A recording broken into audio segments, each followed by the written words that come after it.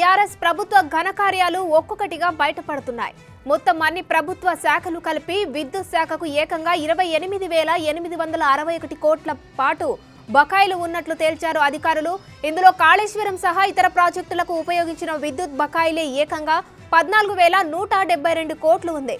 Machine Bhagiratha విద్యుత్ బకాయిలు 3,559 కోట్లు, Hyderabad metropolitan water supply board విద్యుత్ బకాయిలు 3,932 కోట్లు, పంచాయతీరాజ్ శాఖ నుంచి మళ్లించిన నిధులు 3,993 కోట్లు, మున్సిపాలిటీ శాఖ నుంచి మళ్లించిన నిధులు 1,183 కోట్లు ఉన్నాయి. ఈ రెండు శాఖల నుంచి ఏకంగా 5,176 కోట్ల నిధులను మళ్లించింది బీఆర్ఎస్ ప్రభుత్వం. ఇవి కాకుండా విద్యుత్ శాఖ ఆస్తులు కుదువపెట్టి ఏకంగా 82,000 కోట్ల రూపాయల అప్పు చేసింది బీఆర్ఎస్ ప్రభుత్వం.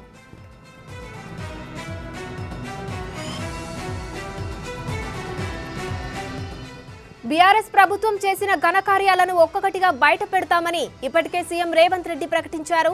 కేవలం బకాయిల చిట్టా తీస్తేనే పరిస్థితి ఈ రేంజ్ లో ఉంది.